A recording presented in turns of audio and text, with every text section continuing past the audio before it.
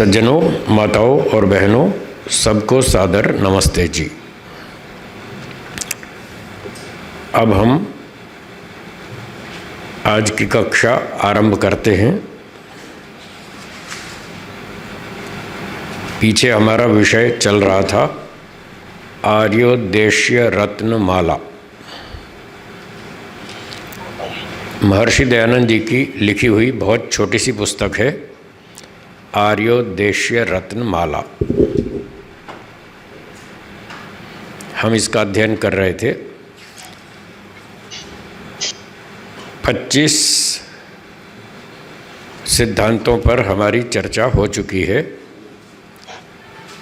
आगे 26वां सिद्धांत है उपासना। आज हम यहाँ से इस पर चर्चा आरंभ करेंगे। अब हम आगे 26वां सिद्धांत पढ़ेंगे। 26वां सिद्धांत है उपासना, जिससे ईश्वर ही के आनंद स्वरूप में अपने आत्मा को मग्न करना होता है, उसको उपासना कहते हैं। तो पीछे प्रसंग था स्तुति, प्रार्थना, उपासना। थोड़ा प्रसंग को जोड़ लेता हूँ। स्तुति का अर्थ होता है किसी पदार्थ के गुणों का वर्णन करना, उसकी प्रशंसा करना, उसके गुणों का वर्णन करना, ये स्तुति है। ईश्वर भी हो सकता है और कोई सांसारिक पदार्थ भी हो सकता है, कोई मनुष्य भी हो सकता है। तो किसी की भी पदार्थ की, ईश्वर या किसी अन्य पदार्थ के गुणों का वर्णन करना, ये स्तुति कहलाती है। और प्रार्थना का मतलब था कुछ मांगना। पहले अपनी ओर से पूरा परिश्रम करें, पूरा परिश्रम करने के बाद कुछ कमी बच जाए, हमारी जो इच्छा है वो पूरी नहीं हो पा रही, आवश्यकता पूरी नहीं हो पा रही, कुछ कमी रही, उस कमी को पूरा करने के लिए ईश्वर से या किसी अन्य सामर्थ्यवान व्यक्ति से कुछ याचना करना, कुछ मांगना, इसको प्रार्थना कहते हैं। तो यहाँ मुख्य रूप से प्रसंग ईश्वर का चल रहा है। तो ईश्वर से हम जब आवश्यकता होती है तो कुछ मांग लेते हैं। हे ईश्वर, आप हमें बुद्धि दीजिए, विद्या दीजिए, बल दीजिए, शक्ति दीजिए, सामर्थ्य दीजिए, धन दीजिए, अच्छी संतान दीजिए। जो जो हम मांगते हैं वो सारा प्रार्थना। अब उपासना, तो उपासना के विषय में कह रहे हैं जिससे ईश्वर ही के आनंद स्वरूप में अपने आत्मा को मग्न करना होता है, उसे उपासना कहते हैं। तो जिससे का मतलब जिस क्रिया से, जिस क्रिया को करके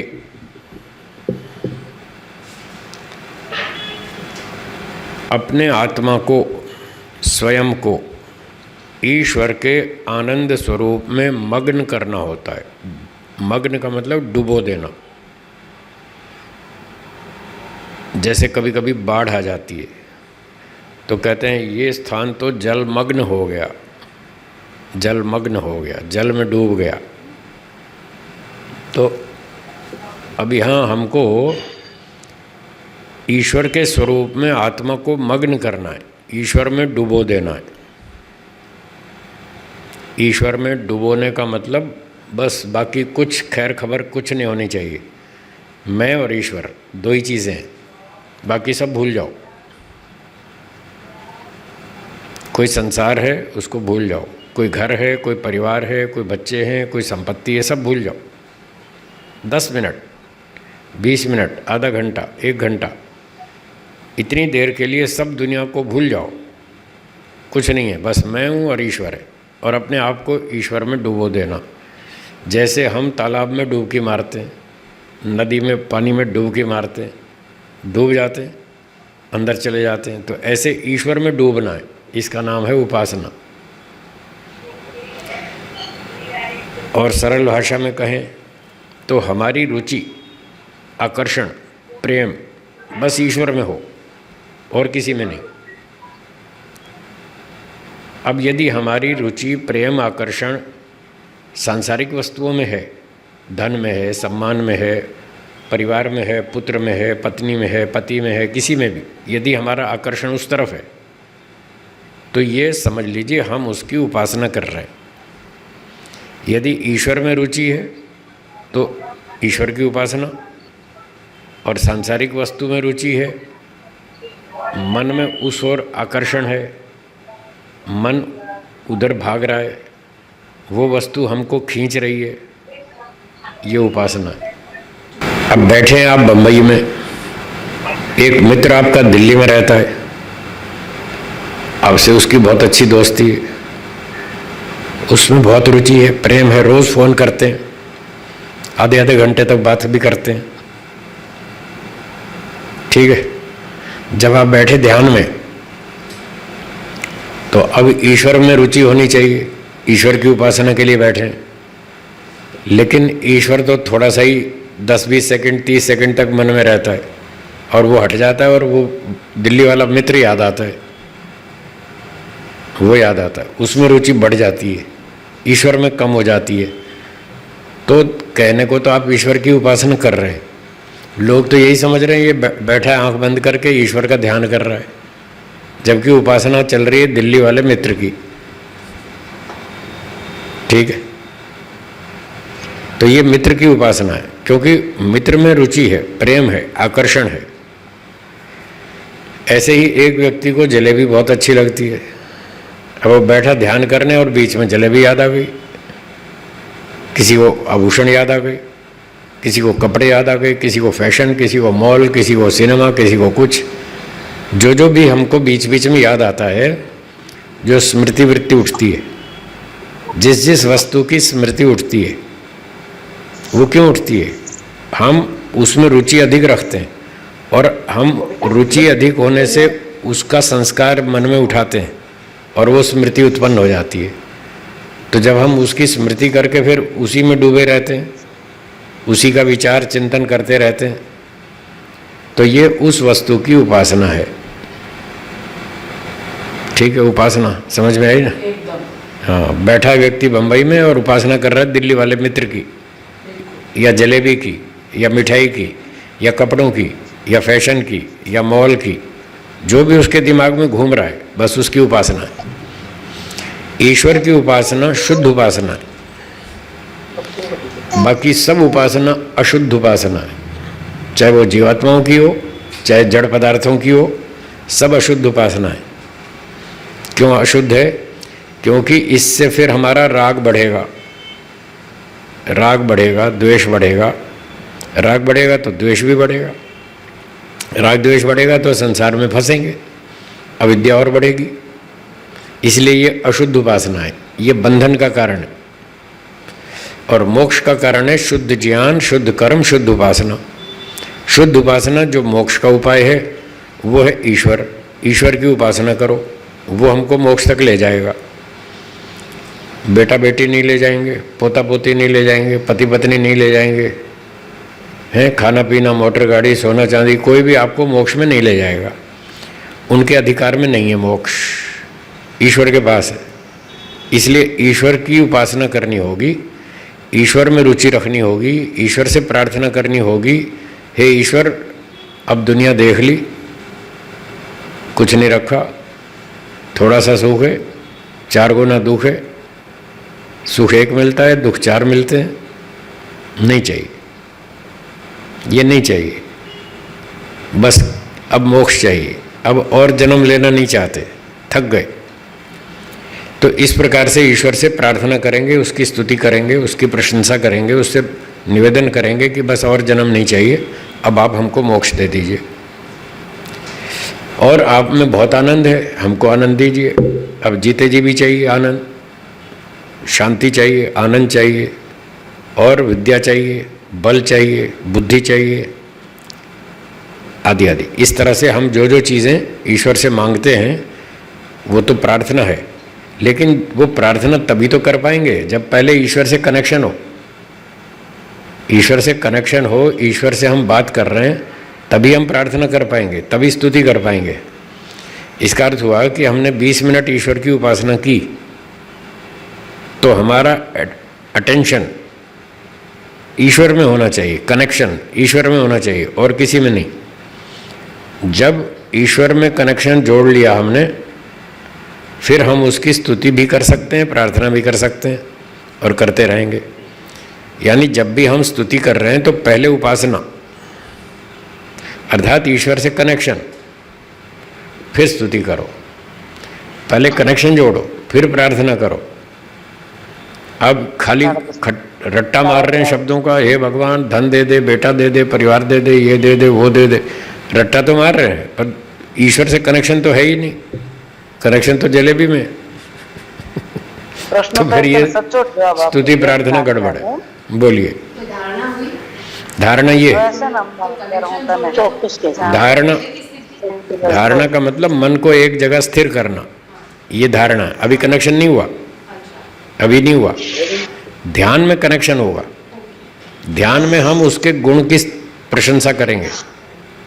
जब अगर मुझे आपसे बात करनी है तो मैं दीवार की तरफ देख के बात करूंगा तो क्या कनेक्शन जुड़ेगा? कनेक्शन ही नहीं जुड़ेगा, ना कोई बात होगी ढंग से। मुझे आपसे बात करनी है तो मुझे आपकी तरफ देखना पड़ेगा, जिससे मैं बात कर रहा हूँ उसकी तरफ देखना है। ठीक है ना? जब मैं उसकी तरफ देख रहा हूँ, वो मेरी तरफ देख रहा है, तो अब हमारा कनेक्शन हो गया। अब हम बात कर सकते हैं। तो मेरी बात उसको समझ में आएगी, उसकी बात मेरी समझ में आएगी। ये पहले कनेक्शन जोड़ना है, तो इसका नाम है उपासना। ईश्वर से पहले कनेक्शन जोड़ो, वो ध्यान कहलाता है। तो मान लो यहाँ हमने मन को स्थिर किया, ये धारणा हो गई। अब ईश्वर की स्तुति करेंगे। हे ईश्वर, आप सच्चिदानंद स्वरूप हैं। मन को यहाँ टिकाए रखेंगे और ईश्वर से बात करेंगे। आप सर्वशक्तिमान हैं, न्यायकारी हैं, आनंद स्वरूप हैं। हम ये स्तुति हो गई। अब ये स्तुति तभी तो हो पाएगी जब हम उससे कनेक्टेड हैं, हमारा ध्यान उसकी तरफ है, हमारी रुचि आकर्षण उसकी तरफ है। ठीक है? अब हम स्तुति भी करेंगे, वो ध्यान कहलाता है। और फिर स्तुति के बाद साथ साथ प्रार्थना भी करेंगे कि आप न्यायकारी हैं, हमको भी न्यायकारी बनाइए। आप आनंद के भंडार हैं, थोड़ा आनंद हमको भी दे दीजिए। आप सबसे बड़े विद्वान हैं, थोड़ी विद्या हमको भी दीजिए। ये सारी बातें स्तुति और प्रार्थना बाद में होंगी, पहले कनेक्शन जोड़ना है। उस कनेक्शन जोड़ने की स्थिति का नाम उपासना है। वही है उपासना है।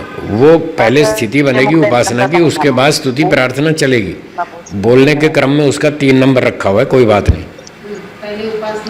पहले उपासना होगी, कनेक्शन जुड़ेगा। अब फिर आप बातचीत करो।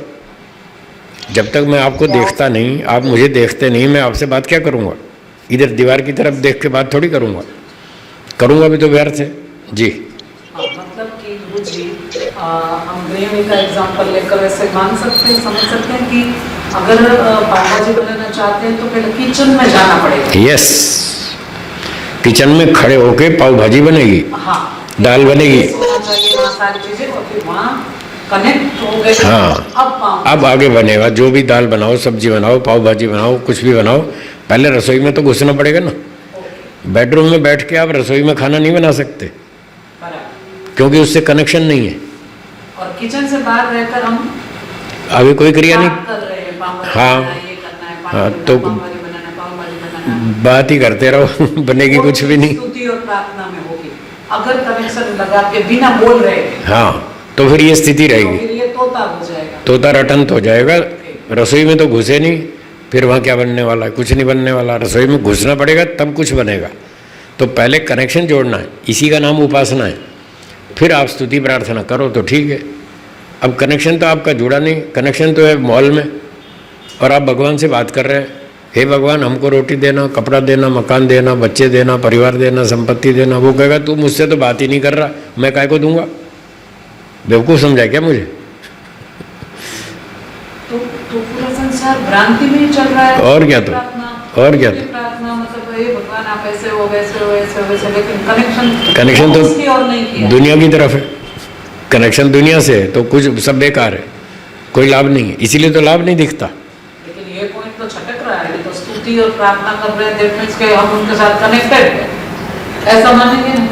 એટલે તો मैं कुछ धारणा ने ध्यान में क्या कनेक्ट कर रहा था? એટલે પછી गुरुजी आकर आपने 10 सेकंड ईश्वर का ध्यान किया, 10 सेकंड आप ईश्वर से जुड़े रहे, ठीक है, तो आपने 10 सेकंड उपासना की ईश्वर की, बस 10 सेकंड के बाद आपको मॉल याद आ गया, कोई शॉपिंग याद आ गई, कोई बच्चे की ट्यूशन फीस भरनी है वो याद आ गया, तो आपकी ईश्वर तो खत्म, छूट गया वो तो, ईश्वर छूटा और उपासना खत्म। वो तो संसार के लिए दिखावा है कि हम ईश्वर की उपासना कर रहे हैं, वो जनता को हम दिखा रहे हैं कि हम ईश्वर की उपासना कर रहे हैं और कर रहे हैं दुनिया की, तो ये तो गलत बात है। एक अतिथि को आप सामने बुला लो अपने घर और सामने कुर्सी पे बिठा दो और फिर उससे बात शुरू करो, 10 सेकंड उससे बात करो और फिर अपना अलमारी खोजने लग जाओ, कुछ और काम करना शुरू कर दो, तो अतिथि सोचेगा कैसा आदमी है, जब तुम्हें और काम करने थे, मुझसे बात करनी नहीं थी, तो मुझे क्यों बुलाया तुमने? मैं सामने बैठा हूँ और तुम अपने काम में लगे हो, तो क्या ये अतिथि का सम्मान है? अपमान है ना। जब आपने अतिथि को बुलाया तो फिर उससे बात करो, बाकी काम आगे पीछे करना।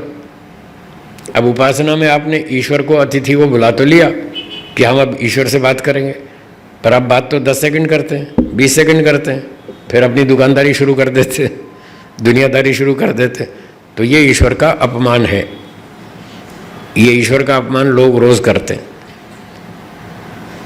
प्राय सभी करते हैं। कोई कोई होता है जिसको ईश्वर में रुचि हो, जिसको दुनिया से वैराग्य हो, तो योग दर्शन में कहा था अभ्यास वैराग्याभ्याम तन्निरोधा, अभ्यास और वैराग्य से विचारों को रोक सकते हैं। तो ये जो विचार हम उठाते रहते हैं, क्यों उठाते हैं? संसार में राग है और द्वेष है, इसलिए विचार उठाते हैं। तो पहले राग द्वेष को खत्म करना पड़ेगा, वैराग्य उत्पन्न करना पड़ेगा, तब जाके ये विचार रुकेंगे।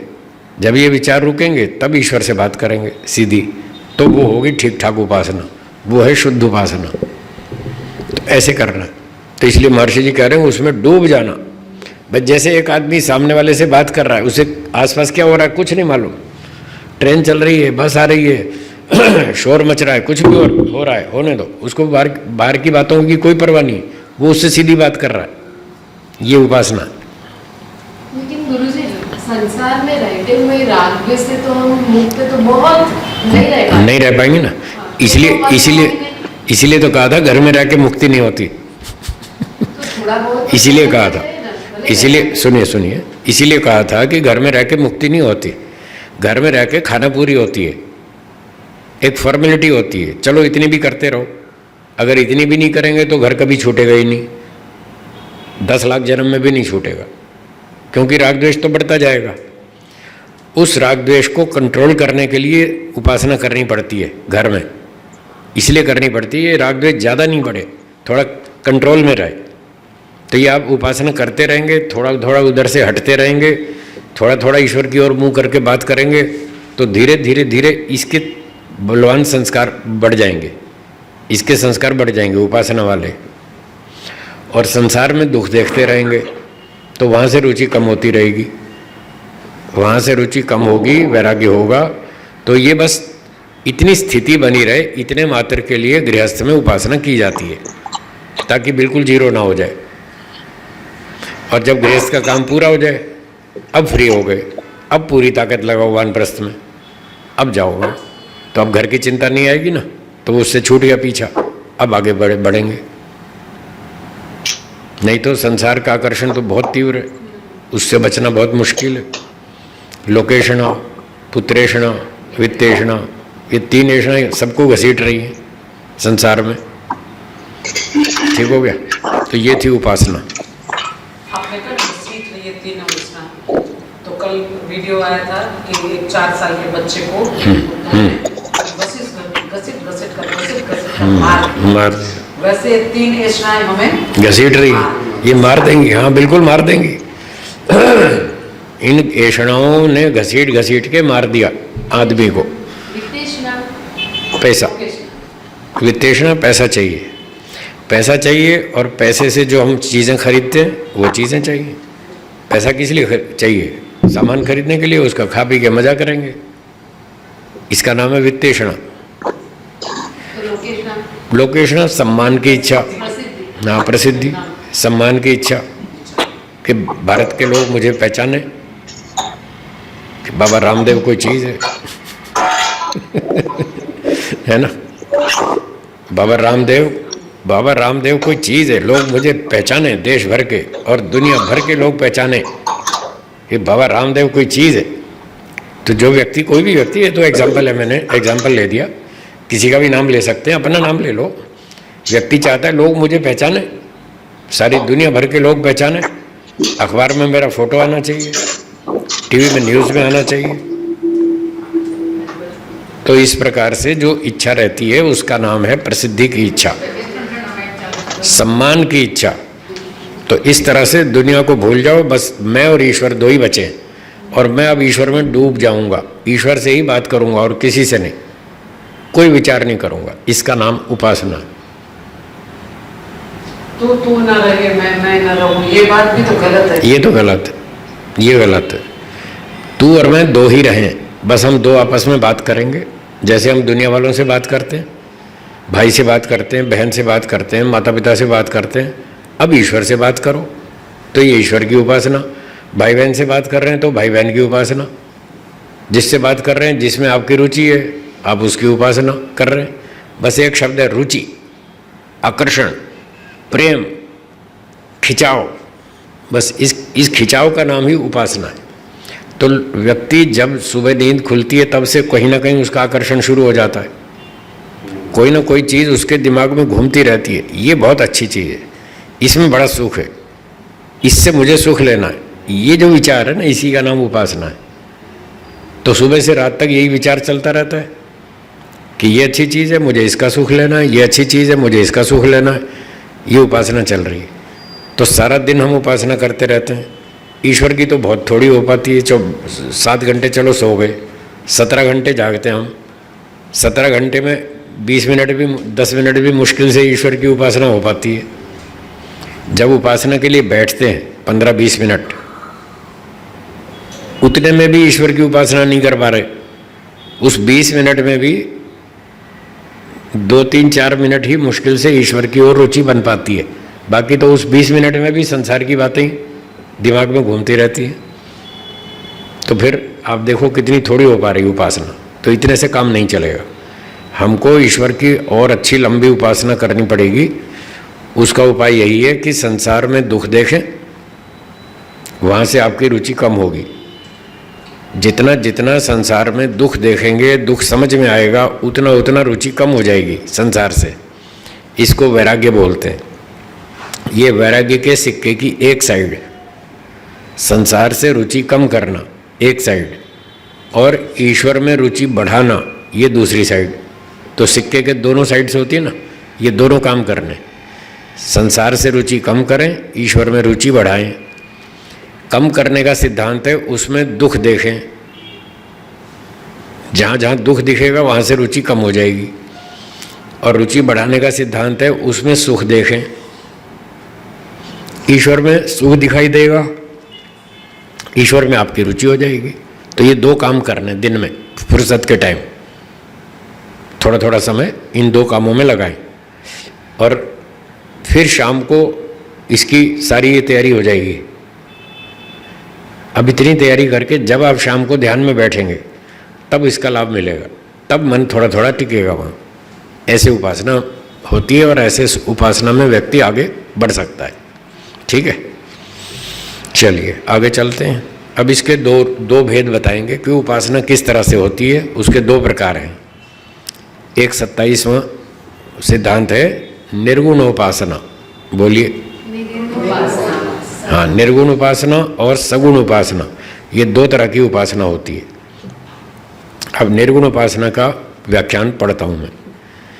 शब्द, स्पर्श, रूप, रस, गंध, संयोग, वियोग, हल्का, भारी, अविद्या, जन्म, मरण और दुख आदि गुणों से रहित परमात्मा को जानकर जो उसकी उपासना करनी है उसको निर्गुण उपासना कहते हैं। निर्गुण का अर्थ है गुण रहित। किसी वस्तु का जो विवरण दिया जाता है वो दो तरह से दिया जाता है, एक सगुण, एक निर्गुण। सगुण का अर्थ है जो जो गुण उस वस्तु में हैं, गुण सहित, सगुण, गुण सहित।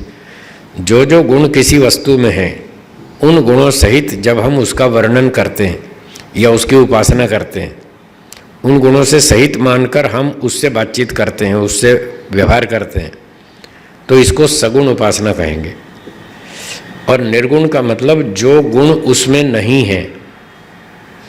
मान लो ईश्वर की बात करते हैं तो ईश्वर की निर्गुण उपासना का अर्थ ये होगा जो गुण ईश्वर में नहीं है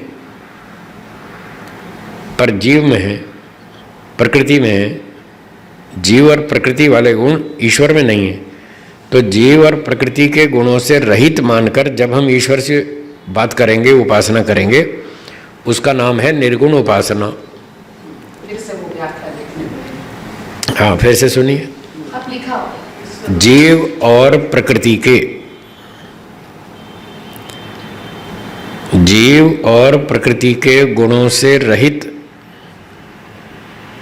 ईश्वर को मानकर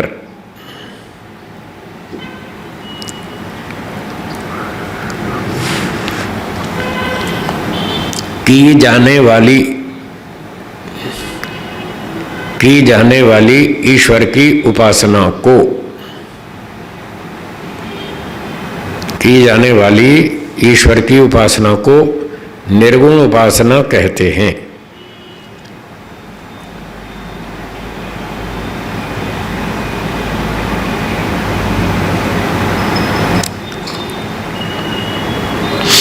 उदाहरण, अब जैसे प्रकृति में एक रूप गुण है,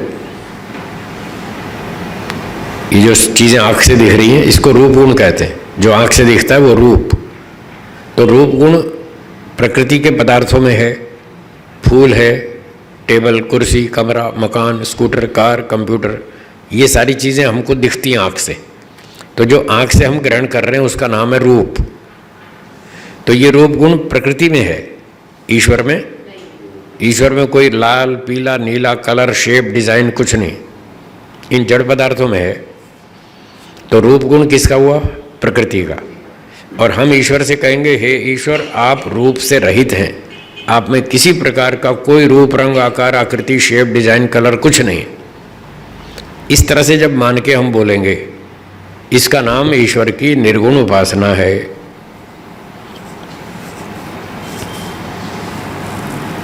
तो प्रकृति के गुण हैं रूप, रस, गंध, शब्द, स्पर्श, 5 गुण मोटे मोटे जो हम इंद्रियों से जानते हैं, वो भौतिक द्रव्यों के गुण हैं। इन जड़ पदार्थों के, भौतिक द्रव्यों के जो गुण हैं रूप, रस, गंध आदि, इन सब से पृथक मानकर ईश्वर की जब उपासना करेंगे और मन में ये मानेंगे ईश्वर में कोई रूप नहीं, कोई रस नहीं, कोई गंध नहीं, कोई स्पर्श नहीं, कोई शब्द नहीं, ईश्वर को हम आँख से नहीं देख सकते, उसमें रूप नहीं है, ईश्वर को कान से नहीं सुन सकते, वो कोई साउंड थोड़ा ही है, ईश्वर कोई ध्वनि नहीं है जो हम कान से महसूस कर लेंगे, ईश्वर कोई फूल की तरह नहीं है जो उसमें गंध आ जाएगी, चमेली की, गुलाब की, ऐसी कोई सुगंध वाला पदार्थ ईश्वर नहीं है। तो इन गुणों से रहित मानकर जब हम ईश्वर की उपासना करेंगे, ये निर्गुण उपासना। ठीक है, तो महर्षि जी ने लिखा, शब्द, स्पर्श, रूप, रस, गंध, ये सारे गुण ईश्वर में नहीं है, ऐसा मानकर उपासना करें, ये निर्गुण उपासना। संयोग वियोग, जैसे कार के पुर्जे होते हैं बहुत सारे, उन पुर्जों को जोड़ देते हैं तो उन पुर्जों में संयोग हो जाता है और कार बन जाती है। फिर उसके टुकड़े अलग अलग कर देते हैं पुर्जे सारे, तो उसका विनाश हो जाता है। तो कार के पुर्जों में संयोग भी है, वियोग भी है। रेलगाड़ी के डिब्बों में संयोग भी है, वियोग भी है। ईश्वर में ऐसा कोई संयोग वियोग नहीं है जैसा कार आदि में, रेलगाड़ी में होता है, ऐसा उसमें कोई ऐसा संयोग वियोग कुछ नहीं है। ऐसा मानकर उपासना करना, ये निर्गुण उपासना है। फिर हल्का भारी, एक बैग हल्का है, उसमें 3 किलो भार, एक 10 किलो वजन वाला है, वो भारी है। तो हल्का भारी तो जड़ पदार्थ होता है। वो क्यों हल्का भारी होता है? क्योंकि उसमें एटम्स होते हैं, परमाणु होते हैं, परमाणु में भार होता है। ईश्वर में भार नहीं है, सर्वव्यापक है ईश्वर, और भार जरा भी नहीं है। तो ईश्वर के विषय में हम कहेंगे ईश्वर हल्का नहीं है, भारी नहीं है, चप्पल की तरह हल्का नहीं है और स्कूटर की तरह भारी नहीं है। इन हल्का भारी आदि गुणों से ईश्वर रहित है, ऐसा मानकर उपासना करना ये निर्गुण उपासना है। फिर अविद्या, अब जीव के गुण देखिए, जीव में अविद्या आ जाती है, राग, द्वेष, काम, क्रोध, लोभ, ईर्ष्या, अभिमान, ये जीवात्मा वाले विशेषताएं हैं। ईश्वर में ये भी नहीं है। तो ईश्वर को अविद्या, राग, द्वेष, काम, क्रोध, लोभ आदि, अभिमान आदि दोषों से रहित मानकर उसकी उपासना करना, ये निर्गुण उपासना है। ठीक है। संयोग वियोग, जुड़ना और अलग होना, इसको संयोग और वियोग कहते हैं। ये दो हाथ हैं, देखिए ये दो हाथ हैं, ये संयोग हो गया, जुड़ गए ना, यहाँ टच हो गए, ये टच कर रहा है, ये संयोग है। अब जो दो चीज़ें टच कर रही हैं, छू रही हैं, उसको अलग कर देंगे, ये वियोग है। ये संयोग है, ये वियोग है। तो हाथ में ये संयोग वियोग होता है, पर ईश्वर में ऐसा संयोग वियोग नहीं होता है, क्योंकि ईश्वर इतना तो है नहीं। जैसे हाथ है, एक छोटी सी चीज़ है, ये दूसरा हाथ है, तो दो हाथ यूँ आपस में छू सकते हैं, ये टकरा सकते हैं, छू सकते हैं, ऐसा संयोग और फिर ये वियोग। ईश्वर में ऐसा नहीं हो सकता, क्योंकि वो सर्वव्यापक है। अब ईश्वर में भी यदि कहीं आपको शास्त्र में संयोग वियोग शब्द लिखा हुआ मिल जाए, तो उसका क्या अर्थ लगेगा वो सुनिए, नहीं तो फिर भ्रांति हो जाएगी। आप कहेंगे यहाँ तो आपने पढ़ा था ईश्वर में संयोग वियोग होता ही नहीं, अब कहेंगे सारा जगत ईश्वर में संयुक्त है फिर संशय पैदा होगा। तो इसका उत्तर है कि जो व्यापक द्रव्य होते हैं, सर्वव्यापक पदार्थ होते हैं, उनमें जो संयोग वियोग होता है वो आंशिक होता है, किसी एक हिस्से में होता है। जहाँ हम हैं यहाँ ईश्वर है या नहीं है ना, तो हमारा ईश्वर के साथ संयोग तो है। आइए, हमारा ईश्वर के साथ संयोग है या नहीं है इस समय, है ना? क्या हम ईश्वर से पूरी तरह दूर हो सकते हैं? ईश्वर इतना लंबा चौड़ा है, क्या हम ईश्वर की बाउंड्री से बाहर निकल सकते हैं? हैं? तो पूरी तरह वियुक्त नहीं हो पाएंगे, पूरी तरह से अलग नहीं हो सकते, कहीं भी होंगे, कुछ ना कुछ तो कहीं ना कहीं तो जुड़े ही रहेंगे। अभी हम बंबई में हैं, जो है ये भी पावनकुंड में था, दोनों ही रिटर्न कर रहे हैं। तो हम बंबई के इलाके में ईश्वर जहाँ है इस समय, बंबई वाला ईश्वर, इस एरिया में जो ईश्वर है, अभी हम ईश्वर के इस एरिया में कनेक्टेड हैं। अब हम चले गए सूरत, गुजरात में, क्या वहाँ ईश्वर नहीं है ना? तो बंबई वाले उस एरिया से हम ईश्वर से वियुक्त हो गए, वियोग हो गया, और जो एरिया ईश्वर का सूरत में है उससे कनेक्ट हो गए, वहाँ संयोग हो गया। इस तरह का जो संयोग है, एक देशी संयोग, ऐसा व्यापक द्रव्यों के साथ होता है, पर पूरी तरह से संयोग नहीं हो सकता, पूरी तरह से विभाग नहीं हो सकता। पूरी तरह से विभाग ऐसे होगा जैसे ये हाथ है और ये दूसरा हाथ है, अब ये संयोग हो गया, अब इन दो हाथों का ये पूरी तरह विभाग हो गया, ये हाथ बिल्कुल अलग हो गया, ये बिल्कुल अलग हो गया, ये पूरी तरह अलग अलग हो गए। एक व्यक्ति कार में बैठ गया, उसका कार के साथ संयोग हो गया, फिर वो कार से उतर के अलग चला गया 50 मीटर दूर, अब वो पूरी तरह कार से अलग हो गया।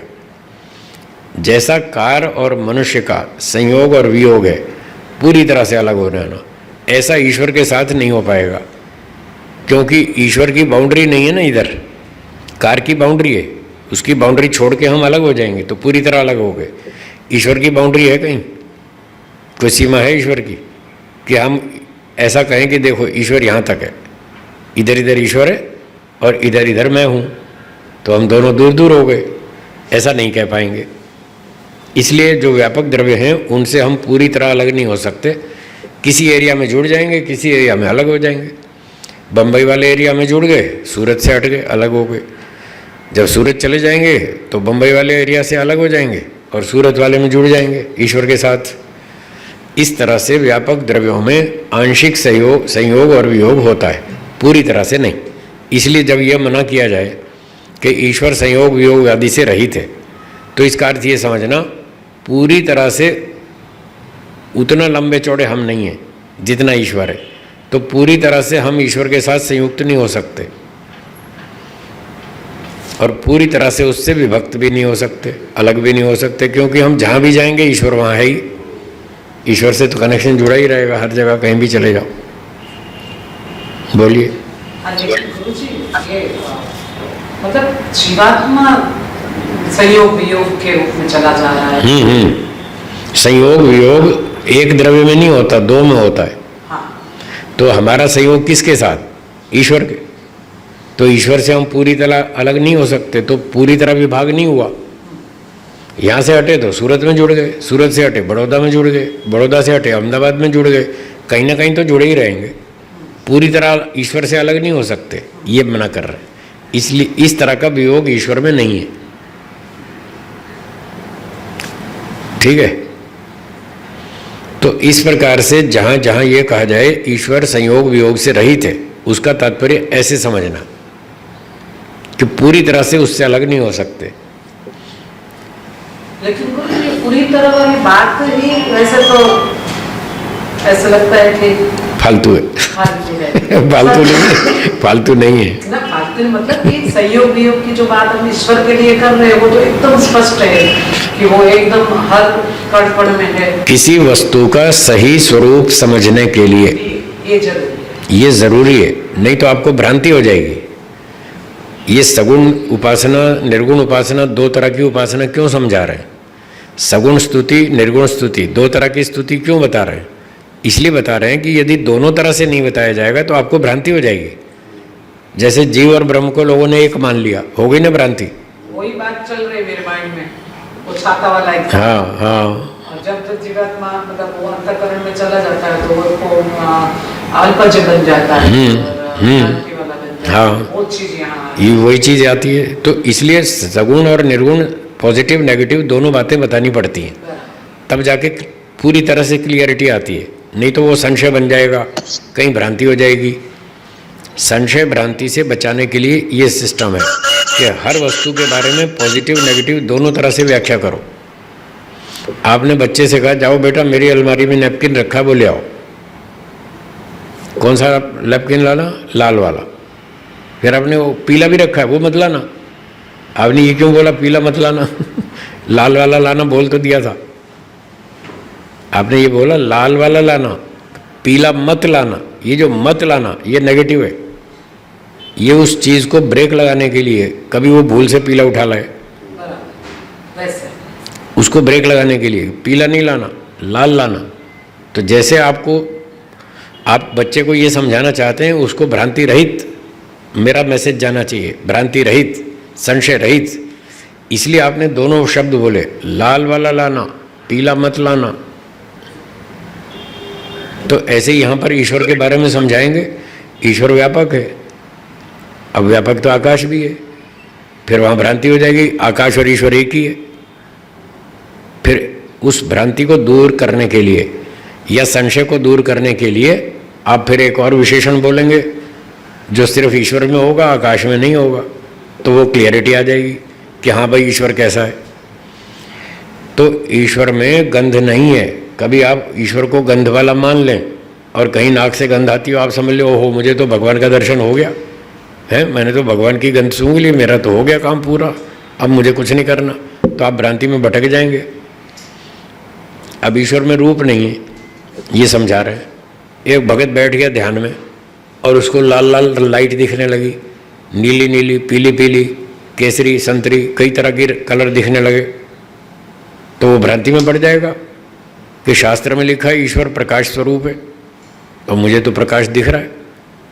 वो सोचेगा मुझे भगवान का दर्शन हो गया, जबकि ये भगवान का दर्शन नहीं है, ये भ्रांति दर्शन है। इसको भ्रांति दर्शन बोला है योग दर्शन में। तो भ्रांति में ना पड़े आदमी, इसलिए उसको भ्रांति से बचाने के लिए नेगेटिव बातें भी बतानी पड़ती हैं कि ईश्वर में रूप नहीं है, रस नहीं है, गंध नहीं है, स्पर्श नहीं है, ईश्वर कोई ध्वनि नहीं है जो आप कान से सुन लेंगे, इसलिए भ्रांति से बच के चलना, भटकना नहीं। और ऐसे ही कहा अविद्या से रहित है ईश्वर। जीव में अविद्या आती है, ईश्वर में नहीं आती। तो कहीं तुम अविद्या वाले को ईश्वर मान लो, ऐसा मत करना। इसलिए नेगेटिव बात बताई, ईश्वर अविद्या से रहित है। अब ये जितने गुरु बने बैठे हैं अपने आप को भगवान कहते हैं या भगवान के अवतार कहते हैं, अथवा श्री राम जी, श्री कृष्ण जी आदि को भी लोग अवतार माने बैठे हैं। वो तो नहीं कह रहे कि हम अवतार हैं, पर जनता कह रही है उसको। एक दिन मुझे फेसबुक पर लिख दिया, किसी ने, भगत ने लिख दिया कि आप तो भगवान का रूप है। मैंने साफ मना किया, भैया मैं भगवान का रूप नहीं हूँ, काम का भ्रांति मत फैलाओ। मैं भगवान का रूप नहीं हूँ, मैं अल्पज्य मनुष्य हूँ, मैं आत्मा हूँ।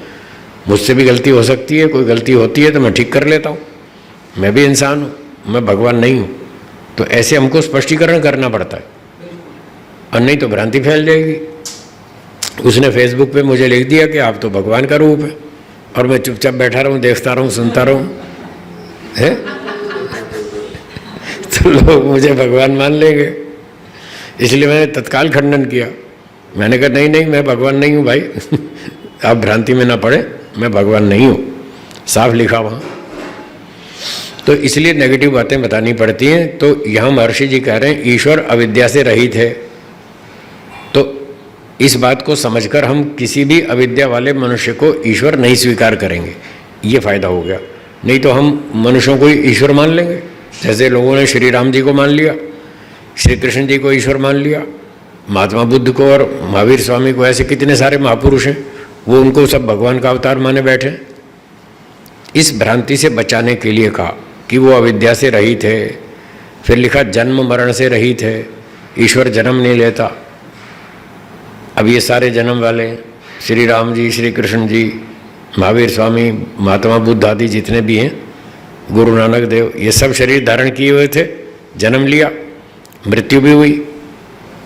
तो वो कह रहे हैं ईश्वर जन्म मरण आदि गुणों से रहित है। ऐसी उपासना करो कि हे ईश्वर आपका जन्म कभी नहीं होता, आप कभी जन्म नहीं लेते, कभी आपकी मृत्यु नहीं होती।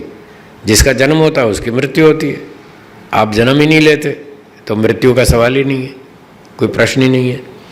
तो इस प्रकार से उपासना करना। फिर आगे लिखा है दुख आदि गुणों से रहित। तो जीवात्मा दुखी होता है, ये जीवात्मा का लक्षण है, वो दुखी होता है, ईश्वर दुखी नहीं होता। तो जो दुखी होता हो उसको ईश्वर मत मान लेना। ये सावधानी के लिए नेगेटिव बातें कही जाती हैं। ठीक है, क्लियर हो गया जी। बागेश्वर धाम वाले बाबा की जो बात आपने यूट्यूब पर जाना होगा। हाँ जी, हाँ जी, हाँ जी। हाँ, तो अभी गायत्री मंत्र का किसी ने पूछा, महिलाओं को गायत्री मंत्र बोलना चाहिए या नहीं। आज के वर्तमान में उन्होंने नाम बता दिया, ना बोल दिया ना, बहुत सारे ऐसे बाबा। इस्कॉन वाले गुरुजी ने मुझे भी नाम बताया, गायत्री मंत्र यज्ञ नहीं कर सकते कोई भी महिला या कोई भी। महिलाओं को गायत्री मंत्र नहीं बोलना, यज्ञ नहीं करना, वेद पाठ नहीं करना, ये आज के मूर्ख लोग आज भी ये बातें फैला रहे हैं। मतलब पहले तो था, आज बोल रहे हैं, आज भी बोल रहे हैं।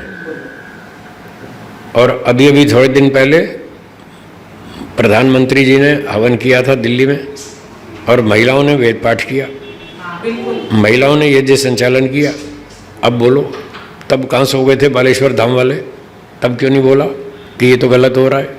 प्रधानमंत्री के सामने बोल के दिखा, हिम्मत है तो। गुरुजी उसका कारण ये बताया इस्कॉन वाले गुरुजी ने, हाँ, गायत्री मंत्र इतना महान मंत्र है कि हमारी हम तपस्या में वहां तक पहुंचे नहीं, तपस्वी लोग हैं तो वही गायत्री मंत्र बोल सकते हैं, इतना महान मंत्र मानते हैं।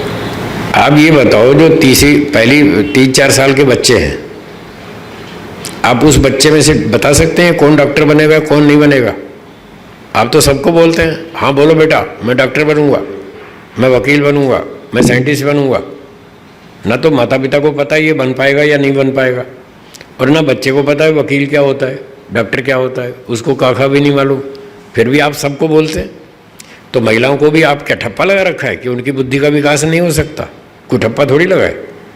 तो पढ़ाओ, सबको पढ़ाओ, जो पढ़ेगा पढ़ जाएगा, जो तपस्या करेगा कर जाएगा, नहीं करेगा तो ना सही, छोड़ देंगे उसको। पर आप उसका अधिकार नहीं छीन सकते, ये गलत है। अधिकार कहाँ तक छीना है स्वामी जी? हाँ, सांस्कृतिक पूजन पांडुरंग चार्य जी के लिखा है कि अगर गायत्री मंत्र और ओंकार की साधना है ना, तो अगर सामान्य व्यक्ति, वहाँ नारी के लिए नहीं, सामान्य व्यक्ति अगर करती है तो टाइफॉइड के दर्दी को बासुंदी पिलाने बराबर है। हाँ, नेटवर्क गया, हाँ गया, आएगा आ गया, ठीक है। तो सामान्य व्यक्ति को तो ऊपर उठना ही नहीं है। बस तो यही तो अपराध है इनका, जो इन्होंने बंधन लगा रखे। बहुत पाप लगेगा, दंड मिलेगा। दंड को ये समझते नहीं, इसलिए गलतियां करते हैं। चलिए, हमारी बात चल रही थी निर्गुण उपासना की। तो ईश्वर को जब ईश्वर का ध्यान उपासना करेंगे तो इन गुणों से रहित मानकर करेंगे।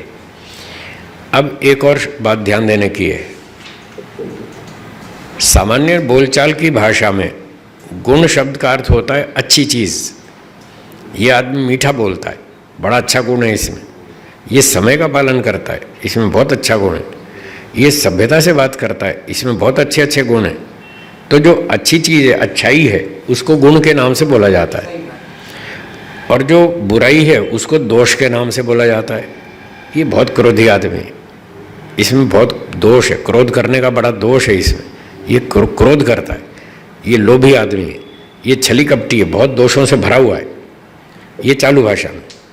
अब दर्शन की भाषा में जो बुराई है ना, जिसको हम दोष कह रहे थे, यहाँ दर्शन की भाषा में उसका नाम भी गुण है। अच्छाई का नाम भी गुण है, बुराई का नाम भी गुण है। अब यहाँ दर्शन की भाषा में जब दोनों को गुण कह रहे हैं, तो अब वो अर्थ नहीं रहेगा जो लोग चालू भाषा में था, अच्छाई बुराई, अब वो नहीं रहेगा, अब अर्थ बदल जाएगा। गुण का मतलब प्रॉपर्टी, उस द्रव्य की विशेषता, वो अच्छी हो चाहे बुरी हो, जो भी हो, अच्छी बुरी कोई भी विशेषता हो, अब विशेषता ये अर्थ है उसका। तो महर्षि दयानंद जी क्या कह रहे हैं? अविद्या, जन्म, मरण और दुख आदि गुणों से रहित। ये ध्यान दीजिए, यहाँ पर लिखा है गुणों से रहित। तो यहाँ गुण का मतलब विशेषता, बस ये जीव की विशेषताएं हैं जो ईश्वर में नहीं है। और रूप रसगंध वाली वो प्रकृति की विशेषताएं हैं जो ईश्वर में नहीं है। तो जब हम ईश्वर को प्रकृति की विशेषताओं से रहित मानकर इस तरह से उपासना करेंगे, जब हम जीव वाली विशेषताओं से रहित मानकर ईश्वर की उपासना करेंगे, तो वो निर्गुण उपासना कहलाएगी। बोलिए, ठीक हो गया?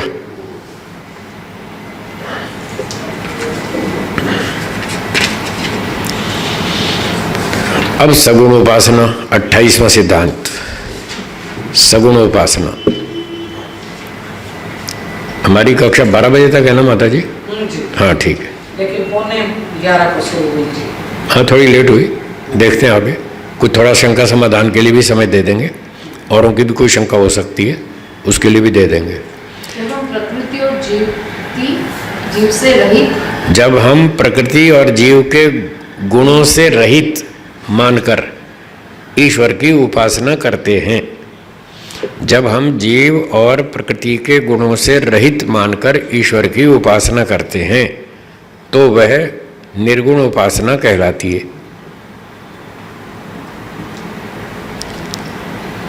अब 28वें सिद्धांत में सगुण उपासना को देखिए। जिसको सर्वज्ञ, सर्वशक्तिमान, शुद्ध, नित्य, आनंद, सर्वव्यापक, अब ये सारे ईश्वर के गुण बताए जा रहे हैं। तो इसकी परिभाषा क्या होगी?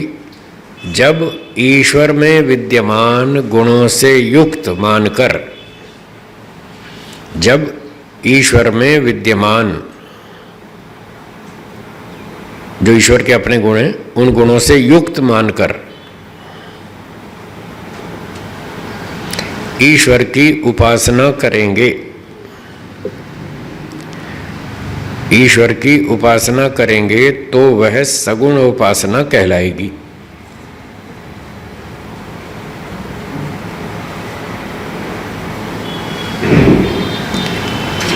तो सगुण उपासना में हम जो भी गुण बोलेंगे, तो कोई पूछेगा क्या ईश्वर में ये गुण है, तो हम उत्तर देंगे हाँ है। जब है बोलेंगे तो सगुण उपासना, और नहीं बोलेंगे तो निर्गुण उपासना। ईश्वर में मूर्खता है? नहीं है। तो जब हम ईश्वर की उपासना ऐसे करेंगे, ईश्वर में कोई मूर्खता नहीं है, ये निर्गुण उपासना। ईश्वर जन्म नहीं लेता, ईश्वर दुखी नहीं होता, ईश्वर में रूप गंध आदि गुण नहीं है, ये ईश्वर की निर्गुण उपासना, ऐसा मान के उपासना करेंगे। अब सगुण उपासना में ईश्वर में ज्ञान है, आनंद, बल, विज्ञान, साइंस, ईश्वर में दया, परोपकार, सेवा की भावना। तो जो जो है बोलते जाएंगे वो सारी सगुण उपासना। बस है, ये गुण है, ये गुण है, वो सगुण उपासना। अब उदाहरण आगे देखिए। तो महर्षि जी लिखते हैं, जिसको सर्वज्ञ सर्वज्ञ मानकर हम उपासना करेंगे, अर्थात जो ईश्वर सर्वज्ञ है, अनंत ज्ञान वाला है, ज्ञान गुण से युक्त मानकर उपासना करेंगे, ये सगुण हो गई। फिर सर्वशक्तिमान, सब शक्तियों वाला है मानकर उपासना करेंगे, सगुण उपासना हो गई। शुद्ध, जो शुद्ध है, प्योर, कोई गलती नहीं उसमें, कोई कमी नहीं, कोई गड़बड़ नहीं, कोई मूर्खता नहीं, कोई अविद्या नहीं, कोई राग द्वेष नहीं, कुछ नहीं, सब प्रकार से शुद्ध है, वो है, शुद्ध है, सगुण हो गया। नित्य है, ये सगुण हो गया। ईश्वर सदा रहता है, कभी नष्ट नहीं होता, कभी घिसता नहीं, कभी टूटता नहीं, कोई उसमें खराबी नहीं आती, ठीक है, कोई घिसावट नहीं आती। आनंद है, ईश्वर में आनंद है। ईश्वर सर्वव्यापक है, ईश्वर एक, और संख्या में ईश्वर कितने? एक है, 5 नहीं है। ईश्वर एक है, 5 नहीं है। तो जब नहीं बोल देंगे तो निर्गुण, और है बोल देंगे तो सगुण। ईश्वर एक है, सनातन, प्राचीन है, सर्वकर्ता, सारी सृष्टि को बनाने वाला है, सर्वाधार, सबका आधार है, सर्व स्वामी, सबका मालिक, पूरे जगत का मालिक, पूरे ब्रह्मांड का मालिक ईश्वर है। तो ऐसा मालिक मान के उपासना करेंगे, वो सगुण उपासना। तो ये सारे गुण वो हैं जो ईश्वर में हैं, उन गुणों से युक्त मानकर हम ईश्वर की प्रार्थना उपासना करेंगे, उसको इन गुणों से युक्त मान करके उससे बात करेंगे, तो ये सगुण उपासना कहलाएगी। फिर आगे कहते हैं सर्वनियंता, ईश्वर सबका नियंत्रण करता है, जड़ चेतनों का सबको कंट्रोल में रखता है, सारी दुनिया चलाता है वो। सर्वांतर्यामी, सबके अंदर बैठ के सबका कंट्रोलर है, सबको कंट्रोल करता है। अच्छे काम करेंगे तो आनंद उत्साह देगा, गड़बड़ करेंगे तो भय शंका लज्जा उत्पन्न करेगा। ये ईश्वर का कंट्रोल है, बस इस सीमा तक उसकी सीमा है कंट्रोल करने की। वो पूरी तरह कंट्रोल नहीं करता है, एक सीमा तक करता है। जब आदमी बुरी योजना बनाए तो भय शंका लज्जा उत्पन्न कर देगा और सूचना दे देगा, भाई गलत कर रहे हो, सावधान, दंड मिलेगा, बस खत्म। ईश्वर की सीमा यहाँ तक है, आगे फिर उसकी मर्जी है, व्यक्ति ईश्वर की सुझाव को माने या ना माने। हाँ, जो भी करे वो उसकी मर्जी। बच नहीं सकता, उससे भाग न सके, बड़ा उस्ताद है। सही बात है। अच्छे काम करते समय ईश्वर आनंद उत्साह बढ़ा देगा तुरंत। हाँ, फिर आगे आपकी इच्छा है, आप उसको चालू रखें या छोड़ दें या बंद कर दें, जो भी करें, फिर आप आगे स्वतंत्र हैं। तो इस प्रकार से वो सर्वांतर्यामी, सबके अंदर रहकर सबका नियंत्रण करने वाला, मंगलमय, ईश्वर मंगलमय है। तो ये सगुण उपासना हो गई, सबका कल्याण करता है, सबको सुख देता है, मंगलमय। नियंता और अंतर्यामी सब एक चीज होगी। हाँ, नियामक का अर्थ है नियम बनाने वाला। सूर्य पूर्व से उदय होगा, पश्चिम में अस्त होगा, ये नियामक है, उसने नियम बनाया। और नियंता कंट्रोलर, इस नियम को बना तो दिया, अब इसको मेंटेन भी करेगा, क्योंकि वो तो जड़ वस्तु है ना, वो तो खुद तो कुछ भी नहीं करती, तो ईश्वर उसको ऑपरेट भी करेगा, हर रोज ऐसा ही करेगा।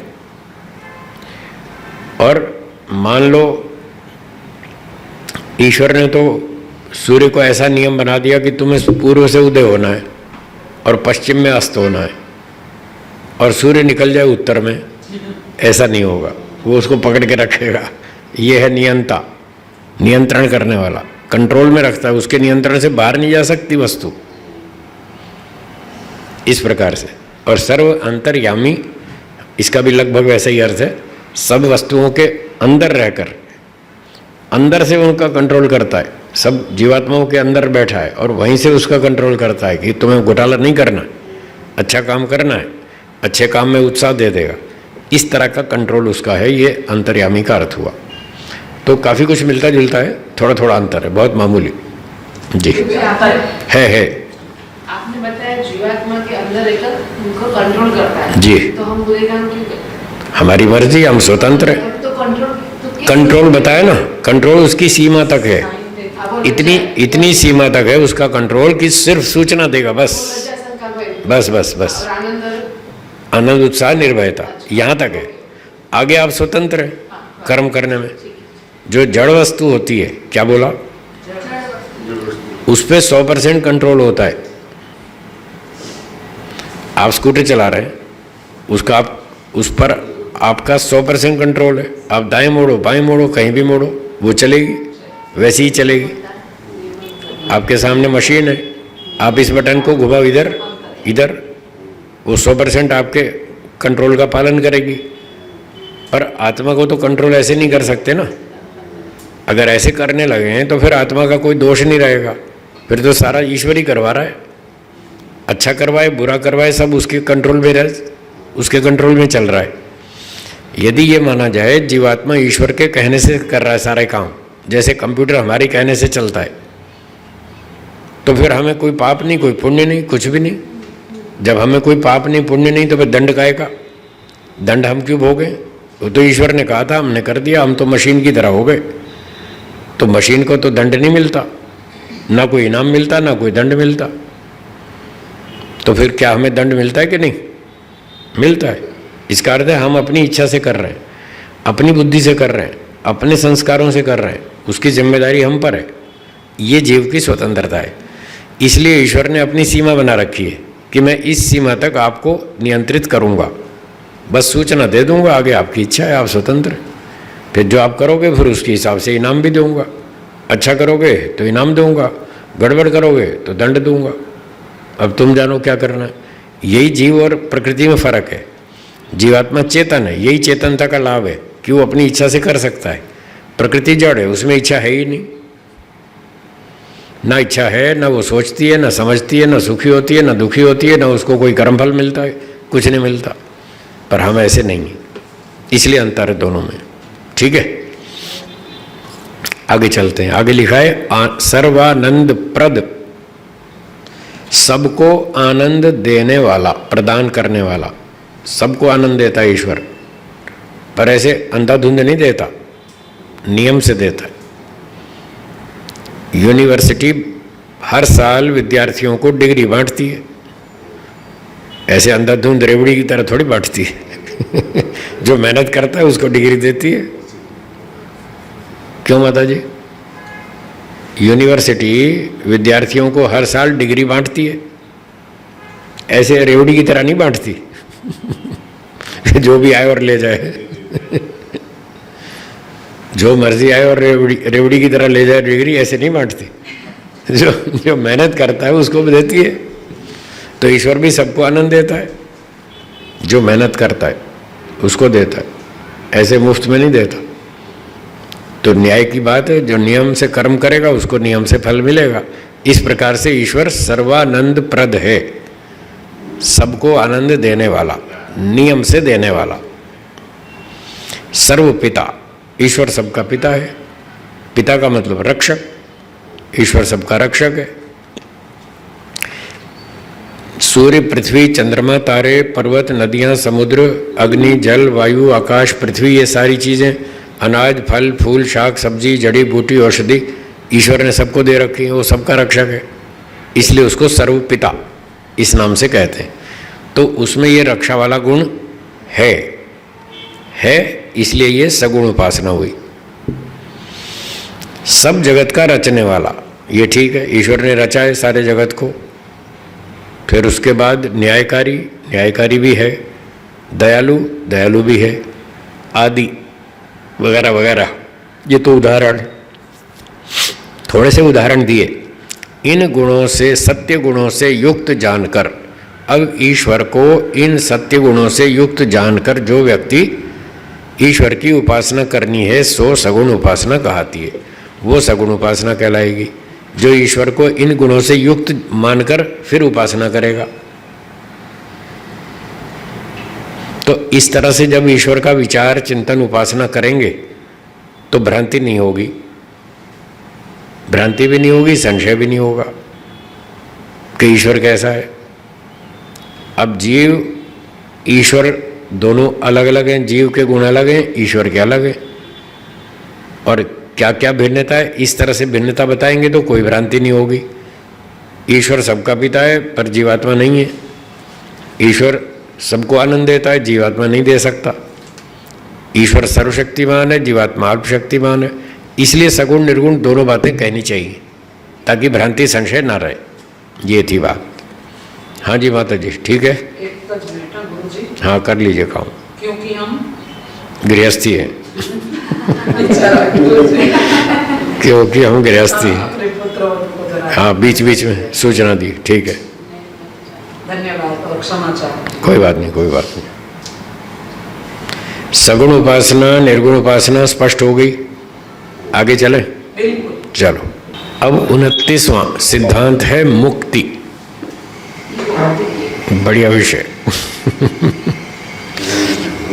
मुक्ति बहुत बढ़िया विषय है। ये हमारे जीवन का लक्ष्य है सबका। लोग कम समझते हैं, वो अलग बात है, लेकिन लक्ष्य तो सभी का ही। कहते अच्छा स्वामी विवेकानंद जी वो मोक्ष की बात करते हैं। हाँ मोक्ष की बात। हाँ। मोक्ष के सिवा उसके पास कोई सब्जेक्ट कोई है ही नहीं। जिसको डॉक्टर बनना हो वो क्या बात करेगा, वकालत की बात करेगा। फिर मैं वही समझाती हूँ कि जो गणित के टीचर होंगे तो वो गणित ही पढ़ाएंगे, और क्या पढ़ाएंगे। वो इतिहास लेके कैसे बैठेंगे। तो जब हमारा विषय लक्ष्य ही मोक्ष है तो हम मोक्ष के बारे में सोचेंगे, सोचना ही पड़ेगा, नहीं तो हम मोक्ष में पहुंच ही नहीं पाएंगे। जिसको मोक्ष में जाना है वो दिन रात मोक्ष की बात ही तो सोचेगा। जिसको सेठ बनना है वो पैसे की बात सोचेगा। जिसको पायलट बनना है तो वो उसके दिमाग में वही विद्या घूमेगी सारा दिन, तो बात भी करेगा तो वही बात करेगा। तो मुझे ये बात समझ में आई कि मेरा लक्ष्य मोक्ष प्राप्ति है, इसलिए मैं मोक्ष की बात करता हूँ। अब लोगों को कई बार एलर्जी हो जाती है, उसमें मैं क्या कर सकता हूँ। उसमें मैं कुछ नहीं कर सकता। चलो खैर कोई बात नहीं। अब बात सुनेंगे तब जाके थोड़ा समझ में आएगा, चीज के लिए कुछ रुचि पैदा होगी। जी। तो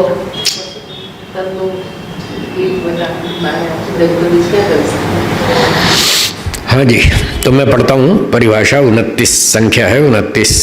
और गुरुजी स्वामी विवेकानंद, स्वामी दयानंद जी कितने उस्ताद है, वो कितने पक्के। बहनों को हम पढ़ते हैं तो वही बताती हूँ, एक सेंटेंस में कितनी बातें भर के दे देते हैं। बहुत बहुत बताते हैं। एक छोटी सी लाइन में बाप रे बाप, एक एक शब्द डाल डाल के कितने कॉन्सेप्ट भर देते हैं। जी ठीक बात।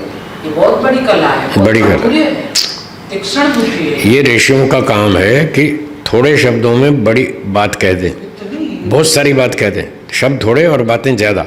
बस यही कलाकारी है, बहुत कलाकारी है उनकी। ठीक है, अब पढ़ता हूँ मैं परिभाषा। मुक्ति अर्थात जिससे सब बुरे कामों और जन्म मरण आदि दुख सागर से छूटकर सुख स्वरूप परमेश्वर को प्राप्त होके सुख ही में रहना है, वह मुक्ति कहती है। अब लोग मुक्ति से डरते हैं।